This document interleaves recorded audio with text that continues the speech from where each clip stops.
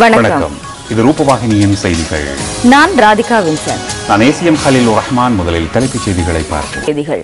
எதிர்வரும் 31ஆம் தேதி பிறக்க உள்ள சீனாவின் புத்தாண்டை முன்னிட்டு கொழும்பில் விசேட வைபவம் ஒன்று ஒழுங்கு செய்யப்பட்டது. இந்த வைபவம் ஜனாதிபதி மஹிந்த ராஜபக்ஷ தலைமையில் நேற்று நடைபெற்றது. இலங்கை சீன நட்புறவின் குறியீடாக கருதப்படும் பண்டாரநாயக்க ஞாபகார்த்த மாநாட்டு மண்டபத்தில் வைபவம் நடைபெற்றது. இலங்கைக்கான சீன தூதுவர் யாங் ஹோவோ ஜனாதிபதிக்கு அமோக வரவேற்பை அளித்தார். சீன சம்பிரதாய முறைப்படி சந்திர நாட்காட்டிக்கு அமைய பிறக்கும் புத்தாண்டை முன்னிட்டு ஜனாதிபதியின் வாழ்த்துச் செய்தியை ஜனாதிபதியின் செயலாளர் லலித் வீரதுங்க அந்த வைபவத்தில் வாசித்தார். චීන ශ්‍රී ලංකා මිත්‍රත්වයේ සංකේතයක් වන බණ්ඩාරනායක අනුස්මරණ සම්මන්ත්‍රණ ශාලාවේදී උත්සවය පැවැත්විණි. ශ්‍රී ලංකාවේ චීන තානාපති ජියං හාවෝ මහතා ජනාධිපතිතුමා ඇතුළු පිරිස මහත් හර්ෂයෙන් පිළිගත්තේය.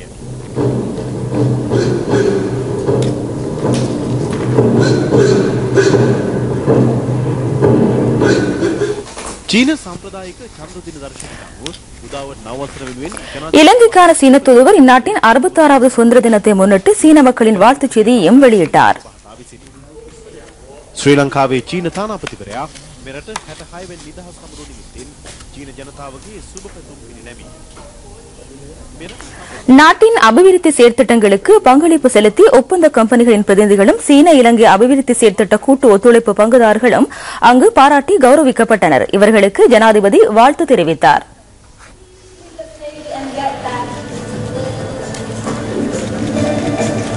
චීන ශ්‍රී ලංකා සංස්කෘතික இலங்கை சீன கலாசார நிகழ்ச்சிகள் இந்த வைபவத்தை மேலும் மெருகூட்டின.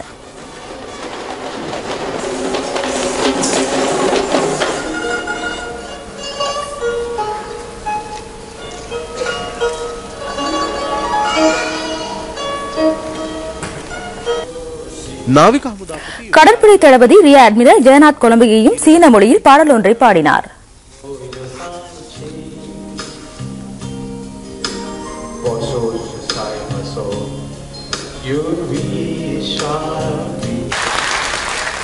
பிரதமர் டி.எம். ஜாரத்ன, அமைச்சர்களான மைத்திரிபால சிறிசேன, பேராசிரியர் ஜி.எல். பீரிஸ் ஆகியோரும் இந்த நிகழ்வில் கலந்து கொண்டார்கள். பல நாடுகளில் ஒளிபரப்பாகி வரும் சிசிடிவி அலைவரிசையூடாக ஜனாதிபதி சீன மக்களுக்கு புத்தாண்டு வாழ்த்துச் செய்தியை வெளியிட்டார்.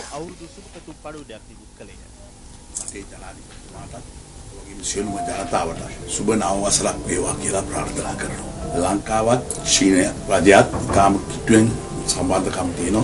දවසින් දවස අපේ සම්බන්ධතාවය දියුණු වෙමින් පවතිනවා. නව වසරදී චීන ජනතාවට ශාස්ත්‍රීය වසරක් වේවායි කියලා ප්‍රාර්ථනා කරනවා. வங்கிகளையும் நிதி நிறுவனங்களையும் ஸ்திரப்படுத்துவதற்காக பல நிறுவனங்களின் 5 வகை பத்திரங்களை ஒன்றிணைக்கும் வேலைத்திட்டம் ஆரம்பிக்கப்படும் என்று இலங்கை மத்திய வங்கி தெரிவித்துள்ளது. தற்போதுள்ள நிதி நிறுவனங்களையும் வங்கிகளையும் நாட்டிற்கு பொருத்தமான விதத்தில் மீளமைப்பது இதன் நோக்கமாகும். இலங்கை மத்திய வங்கியின் இந்த வருட திட்டத்தில் இந்த விடயம் தெரிவிக்கப்பட்டுள்ளது.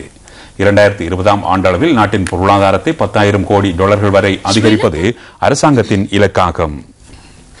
இதற்கமைய தற்போது செயற்திறன் குறைந்த வங்கிகளை பொருளாதார ரீதியில் சக்திமிக்க வங்கிகளுடன் ஒன்றிணைப்பதற்கு நடவடிக்கை எடுக்கப்பட்டிருப்பதாக மத்திய வங்கியின் ஆளுநர் அஜித் நிவாட் கப்ரால் தெரிவித்துள்ளார்.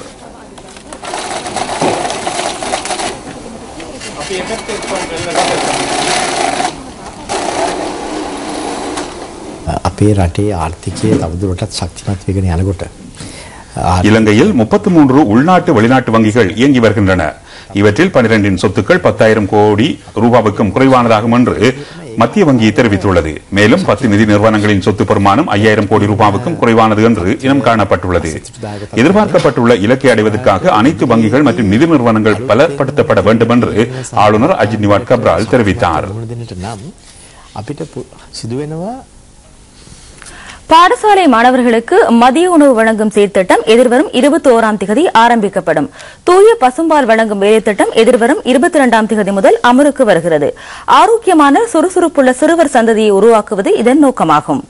இந்த 2 செயற்திட்டங்களுக்காகவும் $400 கோடி ஒதுக்கப்பட்டுள்ளது. 11 லட்சம் மாணவர்களுக்கு மதிய உணவும் 2 லட்சம் மாணவர்களுக்கு பசும்பாலும் வழங்கப்பட உள்ளன. தற்போதைய அரசாங்கத்தின் கீழ் இந்த செயற்திட்டங்கள் 2006ஆம் ஆண்டு ஆரம்பிக்கப்பட்டன. இவ்விரண்டு செயற்திட்டங்கள் காரணமாக கடந்த பல வருடங்களாக பல நன்மைகள் எட்டப்பட்டுள்ளன. பாடசாலை மாணவர்களின் வருகை 70 வீதத்திலிருந்து 87 வீதம் வரை அதிகரித்துள்ளது. குறை போசாக்கு சதவீதமும் 21 17 சதவீதம் வரை குறைந்துள்ளது. இனிப்பு பானங்கள் போசாக்கு சதவீதமும் 21 17 சதவீதம் வரை குறைந்துள்ளது. இனிப்பு பானங்கள் போன்ற உடனடி ஆகார பானங்களுக்கு பதிலாக உள்நாட்டு உணவுப் பொருட்களுக்கு மாணவர்களை பழக்கப்படுத்துவது உயர் பெருமான நிலையை அடைந்துள்ளது. எதிர்காலத்தில் உருவாகும் சந்ததிக்கு அரசாங்கம் உயர்ந்தபட்ச நிவாரணத்தை வழங்கும் என்று கல்வி சேவைகள் அமைச்சர் துமிந்த திசாநாயக்க தெரிவித்தார்.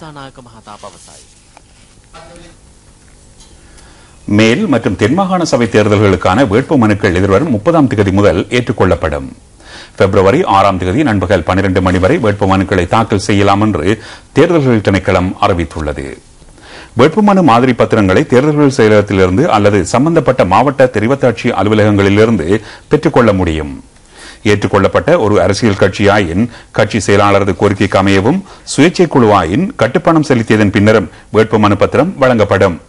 கட்டுப்பணம் செலுத்தும் நடவடிக்கை கடந்த 16ஆம் தேதி ஆரம்பமானது. எதிர்வரும் 5ஆம் தேதி நண்பகல் 12 மணி வரை கட்டுப்பணம் செலுத்தலாம் என்று பிரதி தேர்தல்கள் ஆணையாளர் எம் முகமது தெரிவித்தார். விளம்பரங்களை அடுத்து உள்நாட்டு செய்திகளை எதிர்பாருங்கள். ரூபவாகினியின் பிரதான செய்திகளோடு இணைந்திருக்கிறீர்கள். சீகிரியாவில் அலியா சுற்றுலா ஹோட்டல் திறந்து வைக்கப்பட்டுள்ளது. இந்த வைபவம் அமைச்சர் பாசில் ராஜபக்ஷ தலைமையில் இன்று நடைபெற்றது. கலாசார முக்கோணத்தில் அமைக்கப்பட்டுள்ள முதலாவது சுற்றுலா விடுதியாக இது அமைந்துள்ளது. இந்த 4 நட்சத்திர ஹோட்டல் செயற்திட்டத்திற்கென 140 கோடி ரூபாய் செலவிடப்பட்டுள்ளது. 2016ஆம் ஆண்டில் 25 லட்சம் சுற்றுலா பயணிகளை கவரும் இலக்குடன் நாடு பூராகவும் 50,000 ஹோட்டல்கள் அறைகளை அமைக்கும் வேலை திட்டத்தின் கீழ் இந்த செயற்திட்டம் முன்னெடுக்கப்பட்டுள்ளது. மேல்மாகாண சபை தேர்தல் தொடர்பான சந்திப்பும் கலந்துரையாடலும் இலங்கை தொழிலாளர் காங்கிரசின் பொதுச் செயலாளரும் அமைச்சருமான ஆறுமுகன் தொண்டமானுக்கும் ஜனநாயக மக்கள் காங்கிரசின் தலைவர் பிரபா கணேசனுக்கும் இடையில் அமைச்சின் கேட்போர் கூடத்தில் நடைபெற்றது. இந்த நிகழ்வில் பொருளாதார அபிவிருத்தி பிரதி அமைச்சர் முத்து சிவலிங்கம், ஊவா மாகாண அமைச்சர் செந்தில் தொண்டமான், மத்திய மாகாண அமைச்சர் ராம், இந்திய வம்சாவளி மக்கள் பேரணி தலைவர் முத்தப்பன் செட்டியார், இலங்கை தொழிலாளர் காங்கிரசின் உபதலைவர் ராதாகிருஷ்ணன் ஆகியோரும் முக்கிய பிரமுகர்களும் மத்திய மாகாண சபை உறுப்பினர்களும் கலந்து கொண்டனர்.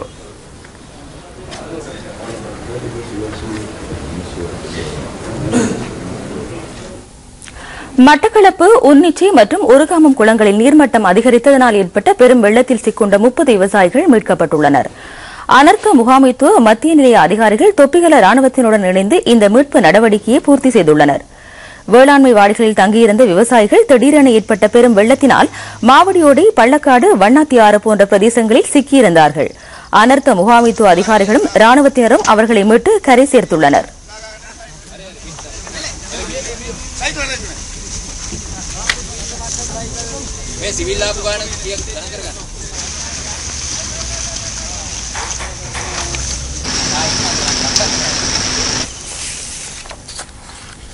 திருகோணமலை சேர்வில தேர்தல் தொகுதியில் அமைக்கப்பட்டுள்ள சோமாவதிபுர வீடமைப்பு திட்டம் அமைச்சர் விமல் வீரவன்சவினால் சமீபத்தில் திறந்து வைக்கப்பட்டது.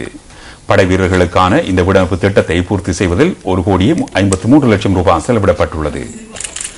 இந்த பிரதேசத்தில் 6 வருட காலம் நிரந்தரமாக வசித்தவர்கள் வீடுகளை பெற்றுக் கொண்டனர். திறப்பு விழா நிகழ்வில் கிழக்கு மாகாண முதலமைச்சர் நஜீப் அப்துல் மஜீத், மாகாண சபை உறுப்பினர் ஜெயந்த வீரசேகர் உட்பட பிரமுகர்கள் பலர் கலந்து கொண்டனர்.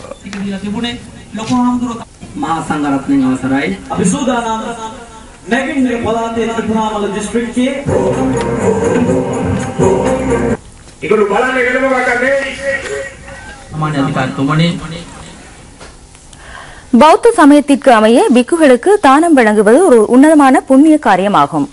இலங்கை தர கட்டுப்பாட்டு நிலையம் மகா சங்கத்தினரின் சுகாதார நிலைமையை கருத்தில் கொண்டு தூய உணவு சட்டமூலம் ஒன்றை அறிமுகப்படுத்தியது. இந்த நிறுவனத்தின் அதிகாரிகள் இன்று இந்த சட்டமூலத்தை நடைமுறை ரீதியில் அமுல்படுத்தும் விதம் குறித்து ஆராய்ந்தார்கள். தொழில்நுட்ப மற்றும் ஆராய்ச்சி அமைச்சின் கீழ் இயங்கும் இலங்கை தர கட்டுப்பாட்டு நிலையத்தின் அதிகாரிகள் தமது கடமைகளுக்கு அப்பால் இந்த புண்ணிய காரியத்தில் ஈடுபட்டனர். நிறுவனத்தின் ஒரு பகுதியில் மிகவும் தூய்மையாக முறையான பட்டியலுக்கு அமைய ஆரோக்கியமான உணவு தயாரிக்கப்பட்டது. எந்தவித நச்சுத்தன்மையும் இல்லாத மரக்கறிகள் இதற்காக பயன்படுத்தப்பட்டன. உள்நாட்டு பாரம்பரிய அரிசியை கொண்டு தயாரிக்கப்பட்ட உணவு தானமாக வழங்கப்பட்டது. தரக்கட்டுப்பாட்டு நிலையம் பொன் விழாவை கொண்டாடும் இந்த வருடத்தில் எச்சரிக்கையையும் விட முன்மாதிரி என்ற தொனிப்பொருளுக்கு முக்கியத்துவம் அளித்து செயற்பட உள்ளதாக அதன் பணிப்பாளர் கலாநிதி லலித் செனவீர தெரிவித்தார். பிக்குகளுக்கு பல வகைகளையும் பலகாரங்களையும் வழங்கும் போதும் விசேட கவனம் செலுத்த வேண்டும். சந்தையில் அவற்றை கொள்வனவு செய்ததன் பின்னர் சுத்தப்படுத்துவதும் பொதி செய்வதும் மிகவும் முக்கியமானதாகும். தானம் வழங்குவது என்பது தூய்மையானதும் கௌரவம் மிக்கதுமான காரியமாகும் என்பதை நினைவில் வைத்துக் கொள்ள வேண்டும் என்று தரக்கட்டுப்பாட்டு நிலையம் சுட்டிக்காட்டியுள்ளது. புத்தளம் மாவட்டத்தின் பல பகுதிகளில் மேற்கொள்ளப்படும் இறால் பண்ணை செய்கையில் அபிவிருத்தி ஏற்பட்டுள்ளது. புத்தளம் மாவட்டத்தில் ஆராய்ச்சி கட்டுவ, முந்தல், உடப்பு, மதுரங்குழி, புத்தளம் உட்பட 8 பிரதேசங்களில் நூற்றுக்கணக்கான இறால் பண்ணைகள் உள்ளன. இந்த பண்ணைகளில் 4 தொடக்கம் 4.5 மாதம் வரை இறால் வளர்க்கப்பட்டு தனியார் கம்பெனிகளுக்கு விற்கப்படுகின்றன. பிடிக்கப்படும் இறாலின் இனம், அதன் நிறை என்பனவற்றின் அடிப்படையில் 4 வகைகளாக இறால்கள் தரம் பிரிக்கப்பட்டு கொள்வனவு செய்யப்படுகின்றன.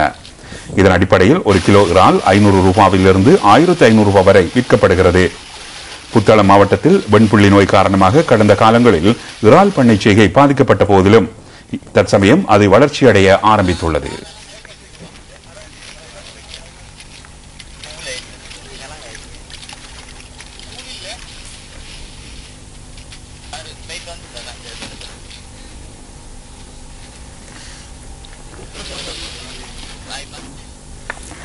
தென்கிழக்கு பல்கலைக்கழக முகாமைத்துவ வர்த்தக பீடத்தின் 2வது ஆய்வு மாநாடு பல்கலைக்கழக கேட்போர் கூடத்தில் இன்று காலை நடைபெற்றது. பல்கலைக்கழக மானிய ஆணைக்குழுவின் உபத்தலைவர் பேராசிரியர் ரஞ்சித் சேனரட்ன சிறப்பு அதிதியாக கலந்து கொண்டார். உபவேந்தர் கலாநிதி SMM இஸ்மாயில் மற்றும் பல்கலைக்கழக விரிவுரையாளர்கள், மாணவர்கள், கல்விமான்கள் உட்பட பலர் கலந்து கொண்டனர். இந்த நிகழ்வின் போது வர்த்தக முகாமைத்துவ பீடத்தின் ஞாபகார்த்த விருதுகள் அதிதிகளுக்கு வழங்கப்பட்டன.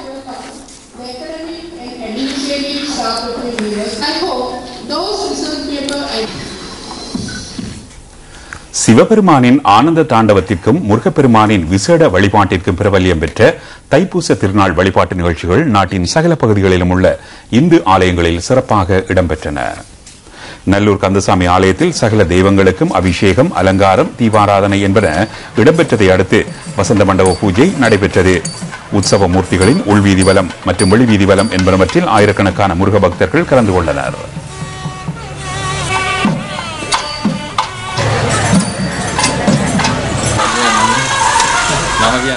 வெற்றிலைக்கேணி கண்ணகியம்மன் ஆலயத்திலும் யாழ் பாதுகாப்பு படை தலைமையகத்தினால் தைப்பூச வழிபாட்டு நிகழ்வுகள் நேற்று நடைபெற்றன. ஆலய பிரதம குரு சிவஸ்ரீ பான கருணாகரன் தலைமையில் நடைபெற்ற தைப்பூச வழிபாட்டு நிகழ்ச்சிகளில் யாழ் மாவட்ட கட்டளை தளபதி உட்பட ராணுவ உயர் அதிகாரிகள் பலர் கலந்து கொண்டனர். வவுனியா கந்தசாமி கோயிலிலும் நேற்று தைப்பூச திருநாளில் தேர் திருவிழா நடைபெற்றது. பூஜை வழிபாட்டு நிகழ்ச்சிகளை அடுத்து வசந்த மண்டப பூஜை நிறைவேறியதும் இடம்பெற்ற தேர் வீதிவலத்தில் நூற்றுக்கணக்கான முருகன் அடியவர்கள் கலந்து கொண்டார்கள்.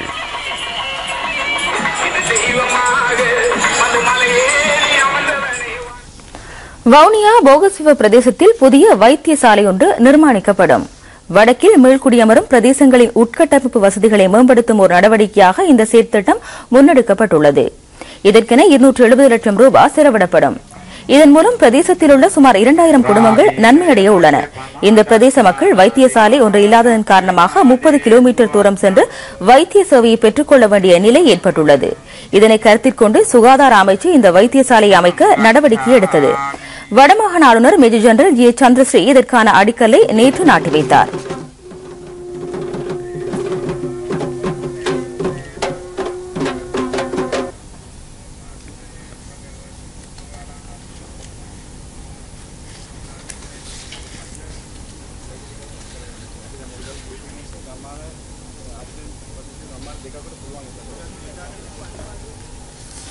இனி வெளிநாட்டு செய்திகளை எதிர்பாருங்கள்.